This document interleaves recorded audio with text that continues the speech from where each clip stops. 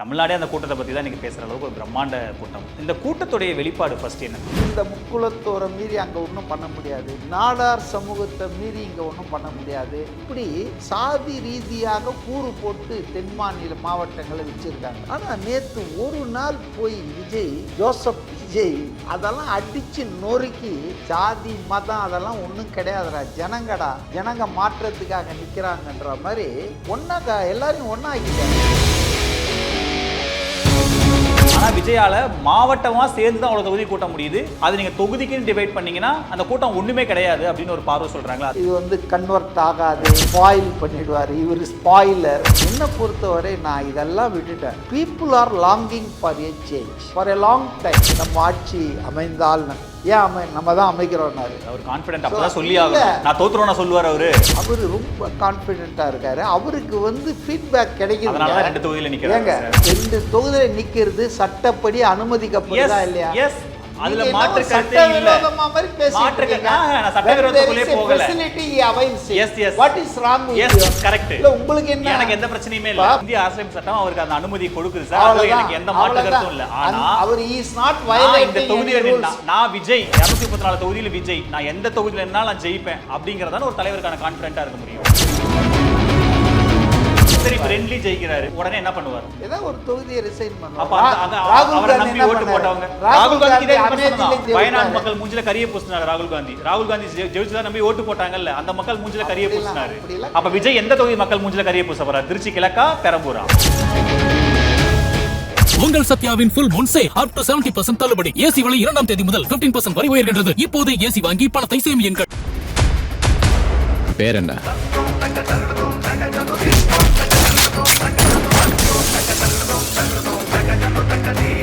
Summer வந்தாச்சு. What's your plan for this holiday? எங்க கிட்ட விட்டுருங்க, நாங்க பாத்துக்கிறோம். VGD holidays. GT Holidays, South India's #1 travel brand. News clicks நேயர்களுக்கு வணக்கம். இன்றைய சிறப்பு நேர்காணலில் நம்மோடு அரசியல் திறனாய்வாளர் திரு CK மதிவாணன் நம்மோடு இணைந்திருக்கிறார். அவரை வரவேற்று நிகழ்ச்சிக்கு போகலாம். சார் வணக்கம். சார் வணக்கம். நேற்று தூத்துக்குடியில் ஒரு பிரம்மாண்டமான ஒரு கூட்டம், ஒரு ரோட் ஷோக்கு அனுமதி கொடுத்துருந்தாங்க. மக்களும் முடிஞ்ச வரைக்கும் அவரை எவ்வளோ பார்க்க முடியுமோ அவரும் அவர் வண்டிக்கு உள்ளே போய் உட்காராமல் முழுக்க மேலேயே இருந்தார். மக்கள் அவரை போய் பார்த்து பயங்கரமாக, தமிழ்நாடே அந்த கூட்டத்தை பற்றி தான் இன்றைக்கி பேசுகிற அளவுக்கு ஒரு பிரம்மாண்ட கூட்டம், நிறைய செய்திகள் அதை கேரி பண்ணியிருக்காங்க. இந்த கூட்டத்துடைய வெளிப்பாடு ஃபஸ்ட்டு என்ன சார்? அதுக்கப்புறம் எனக்கு நிறைய அதில் கேள்வி இருக்குது. பட் ஃபஸ்ட்டு இந்த கூட்டத்தோட வெளிப்பாடு என்ன? ஃபஸ்ட்டு நான் திருநெல்வேலி பரப்புரை தூத்துக்குடி ரோட் ஷோ. தூத்துக்குடியில் கூட்டம்லாம் இல்லை, ரோட் ஷோ தான். ஆனால் திருநெல்வேலியில் தான் பரப்புரை பண்ணார். இன்றைக்கி தி ஹிந்து இங்கிலீஷ் டெய்லியில் சி ஆஃப் ஹியூமனிட்டி இன் தூத்துக்குடியின் ரோட் ஷோன்னு போட்டிருக்காங்க. அதாவது மனித கடல் தூத்துக்குடியில் இருந்தது அப்படின்னு சொல்லி. ஸோ அந்த அளவுக்கு மிக நீண்ட நாளுக்கு பிறகு, அதாவது ஒரு அரசியல் தலைவருக்கு ஒரு பரப்புரைக்கு ரோட் ஷோக்கு இவ்வளோ பெரிய கூட்டம் கூடுறதுன்றது ஒரு ஆச்சரியமான விஷயமாக தான் நான் பார்த்தேன். ஈவன் பை விஜய் ஸ்டாண்டர்டு, அவருக்குன்னு ஒரு ஸ்டாண்டர்ட் இருக்கு இல்லையா, அதையும் நேற்று எக்ஸீட் ஆகிடுச்சு. ஸோ அந்த வகையில் மக்களிடம் ஒரு எதிர்பார்ப்பு இருக்குது விஜய் மேலே, அவர் மேலே ஒரு நம்பிக்கை இருக்குது, ஒரு மாற்றத்தை கொண்டு வருவார். இந்த 2 கட்சிகள் மாறி மாறி ஆட்சி பண்ணுறது போதும், ஒரு மாற்றத்துக்கு ஒரு ஆள் வந்துட்டார்ன்ற ஒரு நம்பிக்கையை நான் அந்த பெருங்கூட்டத்தை அந்த மக்கள் கடலில் பார்க்க முடிஞ்சுது. இன்னொரு என்னுடைய அப்சர்வேஷன் என்னென்னா, தென் மாவட்டங்கள் மதுரைக்கு கீழேனாலே அதை ஒரு மாதிரி நெரேட்டிவ் செட் பண்ணி வச்சுருக்காங்க. அது ஒரு சமூகங்களினுடைய ஒரு ஆதிக்கம். இந்த குறிப்பிட்ட உதாரணத்துக்கு முக்குலத்தோர், இந்த முக்குலத்தோரை மீறி அங்கே ஒன்றும் பண்ண முடியாது, நாடார் சமூகத்தை மீறி இங்கே ஒன்றும் பண்ண முடியாது, தலித்துகள் ஒரு கன்சாலிடேஷன் ஒரு பகுதியில், இப்படி சாதி ரீதியாக கூறு போட்டு தென் மாநில மாவட்டங்களை வச்சுருக்காங்க. இப்போ பாஜக அண்ணாமலையை மாற்றிட்டு நயினார் நாகேந்திரனை மாநில தலைவராக கொண்டு வந்ததின் நோக்கமும் தே வாண்ட் டு கான்சன்ட்ரேட் அந்த மதுரைக்கு தெற்க தென் மாவட்டங்களை பிடிக்கணும். இவர் குறிப்பிட்ட சமூகத்தை சார்ந்தவர், அப்போ அது நமக்கு ஹெல்ப்ஃபுல்லாக இருக்கும்னு சொன்னாங்க. திருப்பரங்குன்ற இஷ்யூவை கூட அவங்க எடுத்து பெருசாக ஃப்ளாரப் பண்ணது காரணம் கூட அந்த தென் மாவட்டங்களில் அதை மத ரீதியாகவும் ஜாதி ரீதியாகவும் ஆதாயம் அடையணும்னு பாஜக, RSS, இந்து முன்னணி விரும்பி செய்கிறாங்க. ஆனால் நேற்று ஒரு நாள் போய் விஜய் ஜோசப் விஜய் அதெல்லாம் அடித்து நொறுக்கி ஜாதி மதம் அதெல்லாம் ஒன்றும் கிடையாதுடா, ஜனங்க மாற்றத்துக்காக நிற்கிறாங்கன்ற மாதிரி இவ்வளோ டிவைடடாக இருக்கிற அந்த அந்த சமூகத்தை எல்லாரையும் ஒன்றாக்கிட்டார்ல. இப்படி அவர் பார்க்க வந்ததுலேயே இவங்களாம் ஒன்றாயிடுவாங்களா சார்? ஆமாம், பார்க்க வந்ததுலேன்னு இல்லை, அவரை பார்க்கறதுக்காக எல்லாரும் ஒன்று சேர்ந்து அவரை வந்துருக்காங்க. அவர் கிளம்பி சென்னை வந்துட்டாரு, எல்லாம் அவங்கவுங்க ஊருக்கு போயிடுவாங்க, எல்லாரும் சாதியை மறந்துட்டு எல்லாம் ஒற்றுமையா எல்லாம் அவ்வளோ சிம்பிளிஃபை பண்ணிடாதீங்க. இல்ல நீங்க அவ்வளோ சிம்பிளிஃபையா சொல்லியிருக்கீங்க, அதனால தான் என்னோட கேள்வி அப்படி. நான் என்ன சொல்றேன்னா, தேர்தல் முடிவுகள், தேர்தல் கணக்குகள் சாதிய அடிப்படையில் தான் தென் மாவட்டங்களில் நிர்ணயிக்கப்படுகிறது. இவ்வளோ ஆண்டு காலம் அப்படிதான் இருக்கு அப்படின்ற ஒரு ஹிஸ்டரி இருக்கு, ஒரு ஸ்டாட்டிஸ்டிக்ஸ் இருக்கு. டிடிவி தினகரன் அவர் பாக்கெட்டில் கொஞ்சம் வச்சிருக்காரு, சசிகலா கொஞ்சம் வச்சிருக்காங்க, ஓ பன்னீர்செல்வம் கொஞ்சம் வச்சிருக்காங்க. இப்படி பல பேர் வச்சிருக்காங்க. சமூக தலைவர்கள் சோசியல் இன்ஜினியரிங்றாங்க. ஆனா அந்த இன்ஜினியரிங்லாம் நேத்து வந்து உடைச்சிட்டாரு. எப்படின்னா ஒரு இந்த வட்டாரத்தில் ரொம்ப திரளா வசிக்கக்கூடிய அந்த சமூகத்தை சாராத ஒருவர், இந்து மதத்தை சாராத ஒருவர் இன்னைக்கு வந்து அரசியல் மாற்றம், ஒரு நடிகர் தான். இப்ப நான் அவர் வந்து உச்சபட்ச நடிகர், சூப்பர் ஸ்டார் ரஜினிகாந்தை விட ஒரு உச்சபட்ச நடிகர். இப்ப சொல்றீங்க இவ்வளவு நாளா சூப்பர் ஸ்டார் விஜய் தான், நம்ம ரஜினி தான் சொன்னீங்க, ரைட் சொல்லுங்க. ஆனால் அவர் is no more an actor. அவர் படம் கடைசியாக வந்து ரொம்ப நாள் ஆச்சு, ரைட்டா? இப்போ வர வேண்டிய படத்தையும் தடுத்து நிறுத்தி வச்சுருக்காங்க. ஸோ அதனால் அவருடைய அந்த அரசியல் நுழைவையும் அவருடைய அந்த தென் மாவட்ட சுற்றுப்பயணத்தையும் அந்த மக்கள் பார்த்தது, அதுக்கு ஆதரவு அளித்தது, திரண்டது, இதெல்லாம் வந்து இந்த வழக்கமான மாமூலான இந்த இன்ஜினியரிங் எல்லாம் கைட்டிடுச்சுன்னு தான் நான் நம்புகிறேன். அதனால ஜாதிகள் இருக்காது, அங்கே தலித் வெர்சஸ் நாடார் சண்டை நடக்காது அப்படிலாம் நான் கன்க்ளூஷனுக்கு வரல. அப்படி தென் மாவட்டங்களா அப்படி நீங்க ஒரு பார்வை சொல்றீங்க, அது சமூக ரீதியான கணக்குகள் அப்படி தேர்தலில் இருக்கு. ஆனாலுமே இப்போ ஒரு இடத்துல ஒரு சமூகம் இருக்குன்னா 3 கட்சிகள் நிற்கிறாங்க, 4 கட்சிகள் நிற்கிறாங்க, 4 பேர் அதே கம்யூனிட்டியில தான் வேட்பாளர்களை போகிறத நம்ம பார்க்குறோம். மக்கள் அப்போ சாதியை தாண்டி வேற ஏதோ ஒரு ஃபேக்டருக்கு, அங்கே எல்லாரும் ஒரே சமூகமாக இருந்தாலும் வேற ஏதோ ஒரு ஃபேக்டருக்கு மக்கள் வாக்களிக்கிறாங்க. அப்படி இருக்கிற ஒரு ஃபேக்டராக தான் விஜய் இருப்பாருன்னு கணிக்கிறீங்களா? ஆமாம், இதுக்கெல்லாம் அப்பாற்பட்ட ஃபேக்டராக விஜய் வந்து இன்றைக்கி மாறிட்டாருங்க தமிழ்நாட்டில். இப்போ நமக்கு தான் என்ன ஓப்பனாக சொல்லுமே, திமுக இல்லைன்னா அதிமுக, இதுதானே நம்ம 1967 அப்புறம் 77லேருந்து பார்த்துட்டு இருக்கோம். அப்போ இந்த இது இருக்குல்ல, இந்த டியூவல் சிஸ்டம், நீயா நானா, அதுலேருந்து மாறி இன்னைக்கு 3வது ஒரு ஆள் சீரியஸாக, பல 3வது அணி முயற்சிகள்லாம் தமிழ்நாட்டில் நடந்துருக்குது. மக்கள் நல கூட்டணி was the worst example for third front. ஆனாலும் விஜயகாந்த் ஒரு பெஸ்ட் ஃப்ரெண்டாக பார்க்கலையா? 2006, 2009, 2011 விஜயகாந்த் வந்து மாநிலம் தழுவிய ஃபேக்டராக அவர் இல்லைங்க. அவர் ஒரு ஃபோர்ஸாக வந்தார், ஆட்சி மாற்றத்தை பண்ணுவார்னு நான் அப்போ அவங்க ஒஸ்ட் ஆதரவாளர் கூட நினச்சிருக்க மாட்டாங்க. ஆனால் இன்றைக்கி விஜய் வந்து தொடர்ச்சியாக அவர் சொன்னதும், அவங்க தோழர்கள், அவங்க உறுப்பினர்கள் நம்புவதும், பொதுமக்களில் ஒரு செக்ஷன் அதை வந்து ஏற்றுக்கிட்டதும், மாநிலத்தில் ஆட்சி மாற்றம் சாத்தியம்ன்ற ஒரு சிந்தனையை விதைச்சிட்டார் அவர் துவக்கத்திலேயே. விஜயகாந்தெல்லாம் அப்படிலாம் ஒன்றும் சொல்லைங்க. அவர் வந்து ஒரு நல்லா பர்ஃபார்ம் பண்ணுவார், அவர் ஒரு கணிசமான இடங்களில் ஜெயிப்பாருன்ற அளவுக்கு தான் பாசிட்டிவாக நம்ம எதிர்பார்த்தோம். ஆட்சியை மாற்றிடுவார் அப்படிலாம் யாரும் நினைக்கல. அது இப்போ தான் வந்திருக்குங்க. இப்போ இந்த நம்பிக்கையை ஏற்படுத்தியிருக்கிறாரு. இது வந்து நிச்சயமாக மக்களில் ஒரு பகுதி, at least one section has bought it, அது வந்து நடக்கும் அப்படின்னு அவங்க நம்பிட்டாங்கன்றது தான் இப்போ அவருக்கு கூடுற கூட்டங்கள், அவர் இது ரோட் ஷோக்கு கிடைக்கிற ஆதரவு, மெட்ராஸாக இருந்தாலும் திருநெல்வேலியாக இருந்தாலும். இன்னொன்று சொல்கிறாரு, இன்னொரு ஃபேக்டர் நான் மறந்துட்டேன். இப்போ விஜய் ஈஸிய நீங்கள் சொல்கிற அந்த இதெல்லாம் இருக்குல்ல, நடிகர், சூப்பர் ஸ்டார், அதெல்லாம் வந்து சிட்டியில தான் எடுபடும். அவருக்கு ஆதரவு சப்போர்ட்ன்றது சிட்டியில தான் இருக்காது. சிட்டியில அவங்க ரெகுலரா பாக்குற ஒரு ஆளு, இங்க இதே ஊர்ல இருக்கிற ஒரு ஆளு, சிட்டியில ஊர் சைடு தான் பெரிய அளவுக்கு இருக்கும். நான் சொல்றேன், ஒரு புள்ளி விவரம் இந்த சர்வேலாம் நடத்துகிற ஒருத்தர் சொன்னார், சார் அவருக்கு வந்து சப்போர்ட் பேஸ் வந்து சிட்டியில தான், பட் ரூரல்ல கிராமங்கள்லாம் அவர் ஒன்றும் எடுபட மாட்டார் அப்படின்னு சொன்னார். ஆனால் என்னை பொறுத்த வரைக்கும் விஜய் வந்து எதுலேயுமே ஃபிக்ஸ் ஆக மாட்டார். Through out Tamil Nadu. நேற்று கூட அவர் சொன்னார் பாருங்க, எல்லார் வீட்லேயும் நான் போன பிறகு தான் நான் கட்சி ஆரம்பித்தேன் அப்படின்னாரு. அதனால் is already inside every household in Tamil Nadu. அதனால் வந்துங்க அந்த பேரியர், ஜியாகிரபிக்கல் பேரியர் இருக்குல்ல, அதாவது கிராமங்கள், நகரங்கள், குக்கிராமங்கள், அதெல்லாம் ஒன்றும் கிடையாதுங்க. ஏன்னா சோஷியல் மீடியா, டெலிவிஷன் மீடியா இது வந்து டிஸ்டன்ஸை கம்மி பண்ணிடுச்சு. ஒரு சேஞ்ச் ஹஸ் டேக்கன் பிளேஸ். ஒரு ரெவல்யூஷன், இன்ஃபர்மேஷன் டெக்னாலஜி ரெவல்யூஷன் வந்துங்க உங்களுக்கு நகரம், கிராமம் அப்படிலாம் ஒரு டிஸ்டன்ஸும் இல்லை. அதுதான் இப்போ என்னன்னா, இந்த அரசியலை ரொம்ப தீவிரமாக கவனிக்கிற நீண்ட ஆண்டு காலம் அனுபவத்தில் இருக்கிற உங்களை மாதிரி நிறைய பத்திரிகையாளர் என்ன சொல்கிறாங்கன்னா, இந்த கூட்டத்தை பார்த்து இவ்வளோ பிரமிக்க வேண்டிய அவசியம் இல்லை. கன்னியாகுமரி, நாகர்கோவில், தூத்துக்குடி, மதுரை எல்லா பக்கம் போயிருக்காங்க ஆட்கள், எல்லா பக்கம் விஜய் பார்க்க போயிருக்காங்க. ஒரு தொகுதிக்கு 80,000 1 லட்சம் ஓட்டு வாங்கினாதான் நீங்கள் வெற்றி பெற முடியும். அங்கே போன அப்படி நீங்கள் டிவைட் பண்ணால் அங்கே இருக்கிற கூட்டமே கிடையாது. இதை விட ஒரு பெரிய கூட்டமெல்லாம் நம்ம பார்க்குறோம். திராவிட கட்சிகள் ஒரு தொகுதியிலையும் அவ்வளோ கூட்டத்தை கூட்டுறாங்க. ஆனால் விஜயால் மாவட்டமாக சேர்ந்து தான் அவ்வளோ தொகுதி கூட்ட முடியுது.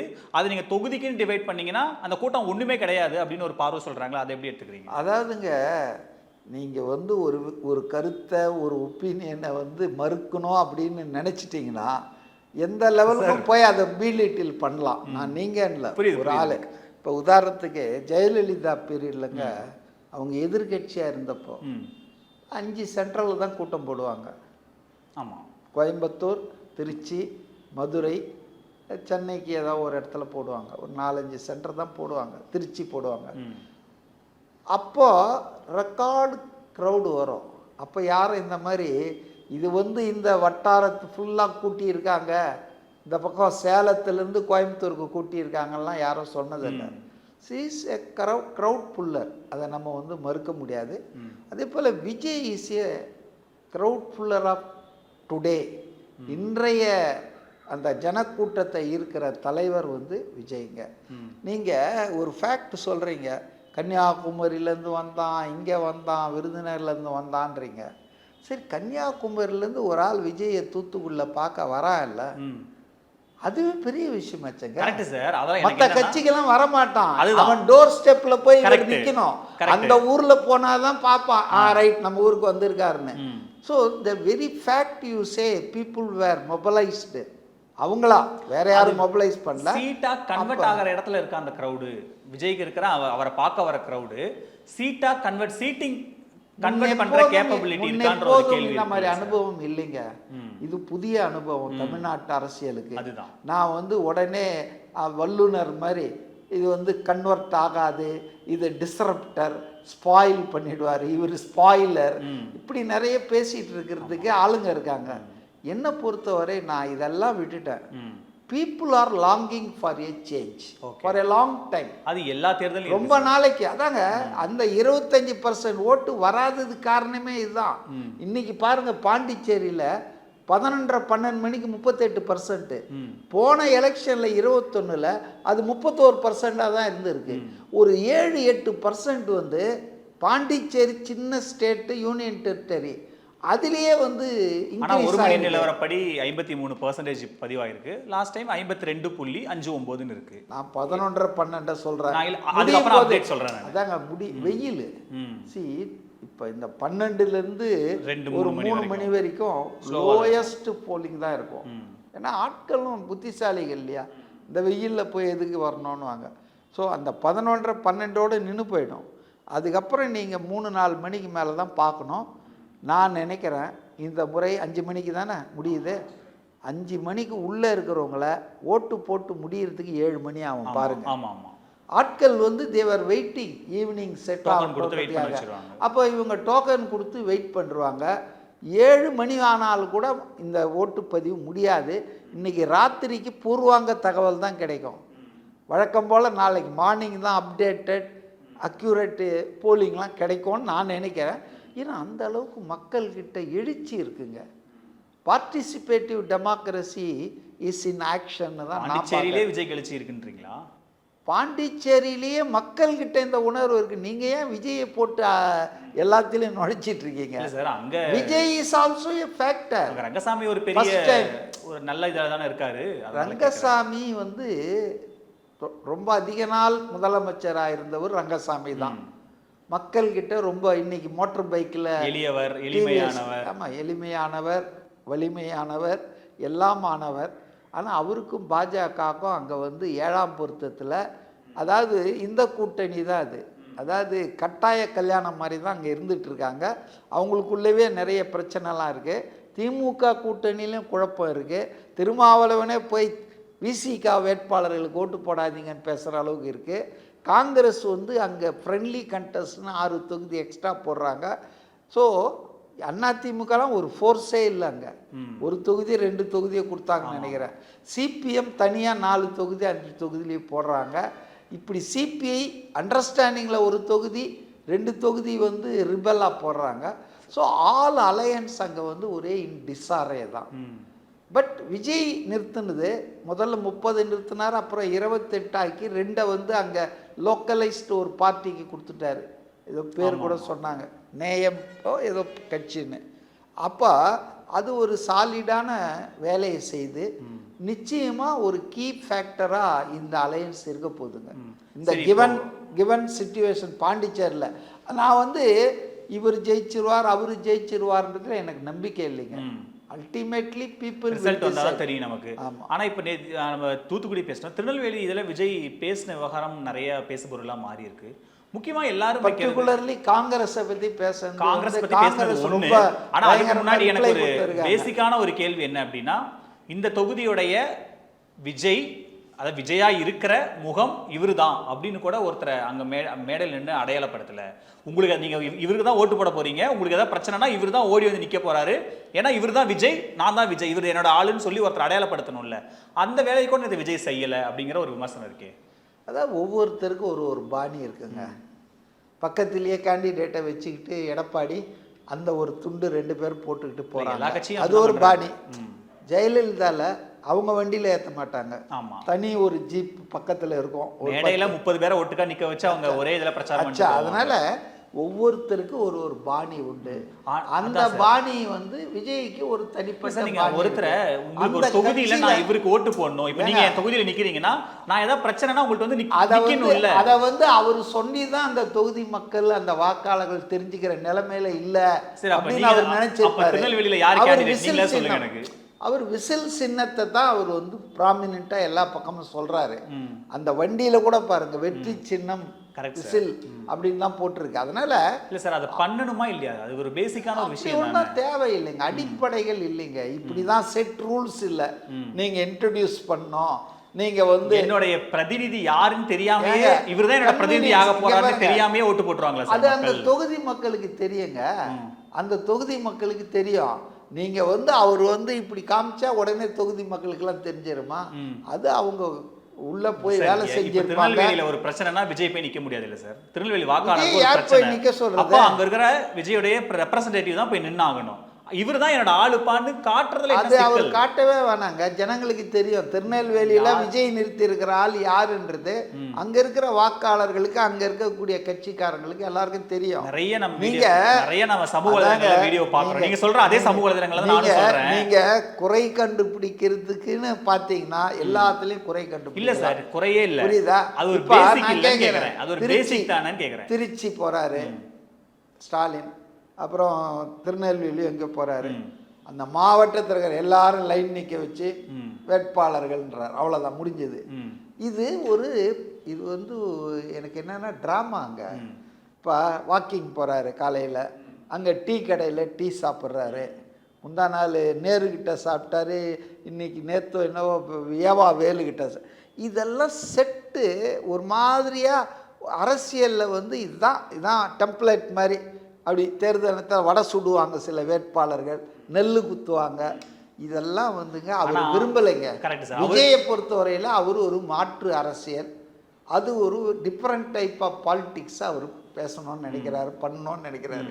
அதனால அந்த பீட்டன் பாத்துலயே போனோன்ற அப்ப என்னோட கேண்டிடேட்டா நான் நம்ப தேவையில்லை, நான் போதும், நான் என்ன வச்சு நீங்க ஓட்டு போடுங்க அப்படிங்கறத அவரோட பிளான். நீங்களே சொல்லி அவருடைய பிஹேவியர் அப்படிதானே இருக்கு. ஏங்க நீங்க விரும்புறீங்களோ விரும்பலையோ விஜய் தான் அந்த கட்சியின் முகம், மஸ்கட் சிம்பல் எல்லாம். அதுதான் கேக்குறேன். அப்ப அதுதான் இதுவான்னு கேக்குறேன். அவர் கை காட்டுறவங்க தாங்க அங்க வந்து கை கூட காட்டலையேங்கறது தான் சார். இல்ல அவர் நியமிச்சிட்டாரு, வேட்பாளருக்கு ஒரு ஆசை இருக்கா கொடுத்துட்டாரு. வேட்பாளருக்கு ஆசை இருக்காதா? என்னோட வேட்பாளர்னு பக்கத்துல நின்னு தளபதியை அறிமுகப்படுத்தின ஒரு ஆசை இருக்கா வேட்பாளருக்கு? அவர் உங்ககிட்ட சொன்னாரா அந்த ஆசை? இருக்கும் சார். எல்லா வேட்பாளருக்கும் என் தலைவன் எனக்காக பிரச்சாரம் பண்ணணும்ன்ற ஆசை இருக்கும்ல. அது அந்த மெத்தட் அவர் இது பண்ணிட்டாரு. அப்ப அங்க பண்ணாரு, இங்க பண்ணலன்னா ரைட். அவர் ஆரம்பத்துல இருந்து அவரை பொறுத்த வரையில இல்ல இந்த மெத்தடை அவர் வந்து நீங்க சொல்ற இதே பேட்டர்ன் ஜெயலலிதாவும் அதே பேட்டர்ன் தான். எங்க நின்னாலும் ஜெயலலிதாங்கிற ரெட்டலைக்கு ஒரு நம்பி ஓட்டு போடுங்க. அந்த ஜெயலலிதாவே நீங்க சொல்ற 5 பாயிண்ட்ல போட்டா கூட வேட்பாளர்கள் வரிசையில வடக்க வச்சுட்டு நிப்பாங்க. அது வந்து ஒரு தமிழக மக்களுக்கு இவங்க என்னோட ஆளு பாத்துக்கோங்கன்னு ஒரு அடையாளப்படுத்துறது. இங்க அது கூட பண்ணலையே. தமிழக மக்களுக்கு என்னங்க அடையாளப்படுத்தணும்? அந்த தொகுதியில அவரு தெரியும். அந்த இப்ப காரைக்குடியில பிரபுன்றவர் ரொம்ப பாப்புலரான டாக்டர். இப்ப அவரை கூப்பிட்டு வச்சு இவரை நான் தாங்க நிறுத்தி இருக்கேன், இவர் தாங்க உங்க வேட்பாளர்னு, இது அபத்தம். இது அபத்தம். அந்த தொகுதியில மக்கள் கிட்ட பரிச்சயம் இல்லாத சீமான் மாதிரி காரைக்குடிக்கு போயிட்டு இவர் சோழிங்கநல்லூர்ல இருக்கிறவர் அங்க போய் நின்னா வர சர்வே எல்லாம் பிரபு 4வது இடத்துக்கு தான் போறாரு, சீமான் அதுக்கு மேல இருக்காரு. அதுக்கு மேல அப்படிதானே வருது நம்ம டேட்டா. சர்வேக்கள், கருத்து கணிப்புகள், இந்த எக்ஸிட் போல்ஸ் இதெல்லாம் தயவு செய்து மே 4ஆம் தேதி வரைக்கும் எடுத்து வைங்க. ஏன்னா இதை விட பெரிய பெரிய ஆளுங்க அப்பா டக்கரங்கெல்லாம் நடத்தினாங்க பார்லிமெண்ட் எலெக்ஷன் போது. எல்லாம் தே ஃபால் ஃபிளாட். 400க்கு மேல் சொன்ன இடத்துல 240 தான் வந்து நின்றுச்சு கடைசியில். தனிப்பெரும் மெஜாரிட்டி கூட மோடி கிடைக்கல. அதனால please let us not waste our time discussing இந்த ஸ்ட்ராட்டஜி. எனக்கு என்னன்னா எல்லா போல எப்படி ஒரே மாதிரி வருதுன்னு கேட்குறேன். எல்லா போலும் ஒரே மாதிரினா ஒரே ஆள் ஃபண்ட் பண்றாரு, ஒரே ஆள் அவங்கள வந்து சர்வீஸ்ல விட்டுருக்கிறாரு. அப்படிதான் பர்செப்ஷனா நீங்களும் ரெடி பண்ணலாம்ல. எது பர்செப்ஷனா தாவேக்காவும் ரெடி பண்ணலாம்ல. தாவேக்கா வந்துங்க அது இந்த மாதிரி வேலை எல்லாம் பண்றது இல்லை. அவங்க மக்களை நம்புறாங்க, மக்கள் ஆதரவு தங்களுக்கு இருக்கு. நேற்று பாருங்க சொன்னார் பாருங்க, நம்ம ஆட்சி அமைந்தால் ஏன் நம்ம தான் அமைக்கிறோம்னாரு. அது ஒரு கான்ஃபிடென்ட் சொல்லி நான் தோத்துறோம் நான் சொல்லுவார் அவரு. இல்லைங்க, கான்ஃபிடென்ட்னா 210 2036 41 சொல்லிட்டு இருக்காங்க. அவர் ரொம்ப கான்ஃபிடென்ட்டா இருக்காரு. அவருக்கு வந்து ஃபீட்பேக் கிடைக்குது. அதனால 2 தொகுதியில நிக்கிறாங்க சார். அவ்வளவு கான்ஃபிடென்ட்டா இருக்கனால தான். அந்த 2 தொகுதியில நிக்கிறத வந்துட்டு பல பேர் செஞ்சிருக்காங்க. அவர் மட்டும் செய்யல, இதுக்கு முன்னாலே பல பேர் செஞ்சிருக்காங்க. எப்ப தமிழகத்துல யாரு செஞ்சா சார்? பெரிய லீடர்ஸ் நீங்க எனக்கு ஒரு பட்டியல் கொடுங்க. ஜெயலலிதா சொல்லியிருக்காங்க. ஜெயலலிதா 4 முறை நின்னது ஏன்னு உங்களுக்கும் தெரியும். 4 இடத்துல வேட்புமனு தாக்கல் பண்ணது ஏன் தெரியும். கார்சி வழக்குல இது பண்ணி இவங்கள டிஸ்குவாலிஃபை பண்ணுங்கன்னு அப்படின்னு நின்னது உங்களுக்கு தெரியும். கலைஞர் நின்னாரா? எம்ஜிஆர் நின்னாரா? சுகவனம் உங்க வழிகாட்டி நின்னாரா சார்? எம்ஜிஆர் நின்னாரா? காமராஜர் 2 தொகுதியில நின்றுருக்காரா? ஸ்டாலின் 2 தொகுதியில நின்றுருக்காரா? 2 தொகுதியில நிக்கிறது சட்டப்படி அனுமதிக்கப்படுதா இல்லையா? எஸ், அதுல மாற்று கருத்தே இல்ல. நான் சட்டவிரோதத்துக்குள்ளே போகல. What is wrong with you? Correct. இல்ல உங்களுக்கு என்ன? எனக்கு எந்த பிரச்சனையுமே இல்ல. பார்லிமென்ட் மெம்பரா இருக்கிற திருமாவளவன் 2 வருஷம் கூட முடியல. எனக்கு எந்த பிரச்சனையும் இல்ல. கரெக்ட். இப்ப வைத்தியலிங்கம் எனக்கு என்ன இருக்காரு, எம்எல்ஏக்கு நிக்கிறாரு. சட்டம் அவர் இந்திய அரசியல் சட்டம் அவருக்கு அந்த அனுமதி கொடுக்குது சார். அதுல எனக்கு எந்த மாற்று கருத்தும் இல்ல. ஆனா அவர் இஸ் நாட் வயலேட்டிங் இந்த தொகுதியில நான் விஜய் 234 தொகுதியில விஜய் நான் எந்த தொகுதியில நின்னாலும் நான் ஜெயிப்பேன் அப்படிங்கறதான ஒரு தலைவருக்கான கான்ஃபிடென்ட்டா இருக்க முடியும். அதாவதுங்க இது விட்டா அது, அதை விட்டா இது சப்போஸ் இது போயிடுச்சுன்னா அது நான் ஜெயிக்கணும். இது என்னங்க 2த்துலயுமே ஜெயிப்பாரு. சரி, இப்ப 2லயும் ஜெயிக்கிறாரு, உடனே என்ன பண்ணுவார்? ஏதோ ஒரு தொகுதியை ரிசைன் பண்ணுவார். ராகுல் காந்தி ஓட்டு போட்டவங்க. ராகுல் காந்தி அமேதியில ஜெயிச்சாரு, ராகுல் காந்திக்கு வயநாட்டுல ஜெயிச்சாரு. அவர் வயநாடு மக்கள் மூஞ்சில கரிய பூசினார் ராகுல் காந்தி. வயநாடு மக்கள் மூஞ்சில கரிய பூசினார் ராகுல் காந்தி. ராகுல் காந்தி ஜெயிச்சதா நம்பி ஓட்டு போட்டாங்கல்ல, அந்த மக்கள் மூஞ்சில கரிய பூசினாரு. அப்ப விஜய் எந்த தொகுதி மக்கள் மூஞ்சில கரிய பூச போறாரு? திருச்சி கிழக்கா பெரம்பூரா? அதெல்லாம் ஏன் கரிய பூசுறாரு? அப்படி மக்களை ஏமாத்துறது தான் சார் அர்த்தம். அது அந்த மக்களை ஏமாத்துறது தான் அர்த்தம். மக்களை ஏமாத்துறது இல்ல. இந்த தேர்தல்ல அவர் நிக்கிறாரு, விஜய் நிக்கிறாரு, நான் அவரை ஜெயிக்க வைக்கிற மாதிரி ஜெயிக்க வச்சோன்னே இல்லைங்க நான் உங்க ரெப்ரசன்டேட்டிவ் இல்லைங்க, எனக்கு இந்த தொகுதி தாங்க முக்கியம்னு போனா அந்த மக்களுக்கு என்ன? இது அவர் சொல்ற ஆள் தாங்க திருப்பி அங்க வைக்க போறாரு. அவர் கை காட்டுறாள் ஒரு அப்ப ஆள் அங்கேயும் போடுவாரு. கை காமிச்சிட்டு போயிருக்கலாமே, ஒரு தொகுதியில் ஒரு ஆளை கை காமிச்சிட்டு போயிருக்கலாமே. அவர் வேற மாதிரி திங்க் பண்றாரு. நாம அங்க நின்னோம்னா அந்த ஒரு 10 தொகுதிக்கு வந்து ரேடியேட் ஆகும். இங்க நின்னோம்னா இங்க ஒரு 10 செங்கோட்டையன் சொன்னதை நான் சொல்றேன். அதாவது அவருக்கு வந்து இதுல தோத்துரும், அதுல ஒரு ரிப்பிள் எஃபெக்ட் இருக்கும் சொல்றீங்களா? ஒரு ரிப்பிள் எஃபெக்ட் இருக்கும் அந்த பக்கத்து தொகுதியில பக்கத்து மாவட்டங்கள்ல அந்த மாதிரி. ஆமா, ஒரு வைப்ரேஷன் கிரியேட் ஆகும். விஜய் இங்க நிக்கிறாரு திருச்சி கிழக்குனா ஒரு 7 தொகுதிக்கு அந்த பக்கம், இங்க சென்னையில பெரம்பூர் நிக்கிறாருன்னா சென்னை 16 தொகுதி. பக்கத்து தொகுதி கொளத்தூர், இந்த பக்கம் வில்லிவாக்கம், இந்த பக்கம் அண்ணா நகர். அது ரிப்பிள் எஃபெக்ட் இருக்கும்னு நினைக்கிறீங்களா? கண்டிப்பா இருக்கும்னு நினைக்கிறீங்களா? சென்னையில நீங்க you are going to see a big change. பாருங்க நீங்க என்ன ஆக போகுது சென்னைன்னு அட்லீஸ்ட். ஆனா அதுக்கு முன்னால இந்த குமரகுருபரனை மாத்தி தொலைக்கணும். Is not a neutral officer. அதாவது என்னுடைய ஆழமான அர்ச்சனா பட்நாயக் இருந்துச்சு, அதுக்கு ஒரு பட்டியல் ஆதவர்ஜுனா கொடுத்தாருன்னா மாத்த போறாங்க. ஆதவர்ஜுனா இல்ல, டிவிகேல இருந்து கொடுக்கணும்ன்றாங்க.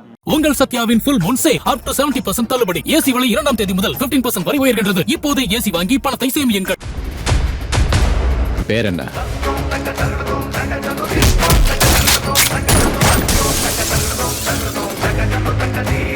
சம்மர் வந்தாச்சு. What's your plan for this holiday? எங்க கிட்ட விட்டுருங்க, நாங்க பாத்துக்கிறோம். VGT Holidays. GT Holidays, South India's #1 travel brand.